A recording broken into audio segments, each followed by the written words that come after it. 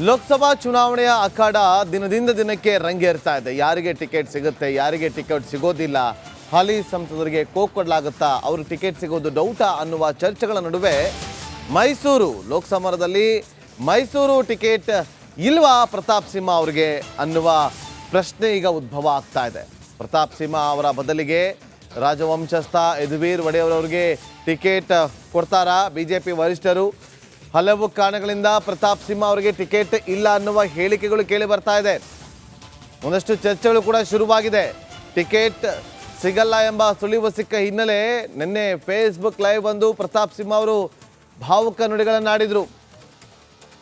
ಮಾತಿನ ಮಧ್ಯೆ ಭಾವುಕರಾದಂತಹ ಮೈಸೂರು ಸಂಸದ ಕಳೆದ 10 ವರ್ಷಗಳಲ್ಲಿ ತಾನು ಏನೆಲ್ಲ ಕ್ಷೇತ್ರಕ್ಕೋಸ್ಕರ ಕೆಲಸವನ್ನ ಮಾಡಿದ್ದೀನಿ ಅನ್ನೋದರ ಬಗ್ಗೆ ಸಂಪೂರ್ಣವಾಗಿ ಅವರು ಫೇಸ್ಬುಕ್ ಲೈವ್ನಲ್ಲಿ ಸುಮಾರು 40 ನಿಮಿಷಗಳ ಕಾಲ ಮಾತಾಡ್ತಾರೆ. ಆ ನಡುವೆ ಭಾವುಕರಾಗ್ತಾರೆ.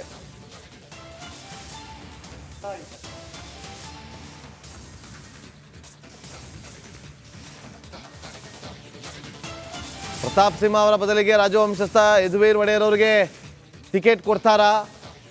ನನ್ನಂತಹ ವ್ಯಕ್ತಿಗೆ ಟಿಕೆಟ್ ಕೊಡಬೇಕು ಅಂತ ನಾನು ನಿರೀಕ್ಷೆ ಮಾಡಿದ್ದೆ. ದ್ವೇಷ ಅಸೂಯೆ ರಾಜಕಾರಣದಲ್ಲಿ ಏನಾದರೂ ಆಗಬಹುದು,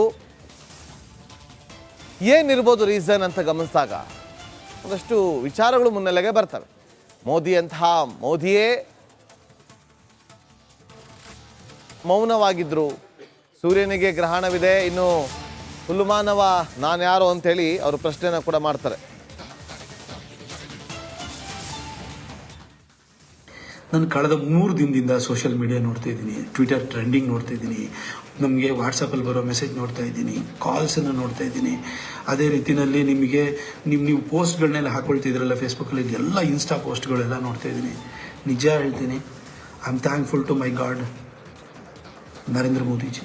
ನನಗಿವತ್ತು ಇಷ್ಟು ಅವಕಾಶನ ಅವ್ರ ಹೆಸರಿನಲ್ಲಿ ಗೆದ್ಕೊಂಡ್ಬಂದಿದ್ದೀನಿ. ನನ್ನ ಇಷ್ಟ ದೇವತೆ ಚಾಮುಂಡೇಶ್ವರಿ, ಕಾವೇರಿ ತಾಯಿ, ನನ್ನ ಮನೆ ದೇವರು ಬೇರೆ, ಹೀಗೆ ನನ್ನ ಇಷ್ಟ ದೇವರು ಅವ್ರಿಗೆ ಯಾವಾಗಲೂ ನನ್ನ ಪ್ರತಿನಿತ್ಯನೂ ಕೂಡ ನಾನು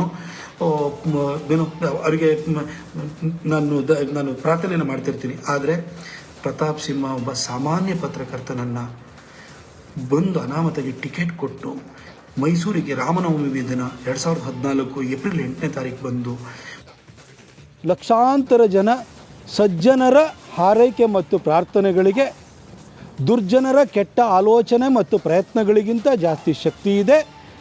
ಒಳ್ಳೆಯದಾಗುತ್ತೆ, ನನಗೆ ಟಿಕೆಟ್ ಸಿಗುತ್ತೆ, ಕೊಡಗು ಮತ್ತು ಮೈಸೂರಿನ ಜನರ ಸೇವೆ ಮಾಡಲಿಕ್ಕೆ ಮತ್ತೊಂದು ಅವಕಾಶ ಲಭ್ಯ ಆಗುತ್ತೆ ಅಂತೇಳಿ ನನಗೆ ವಿಶ್ವಾಸ ಇದೆ. ಕಾದು ನೋಡಿ.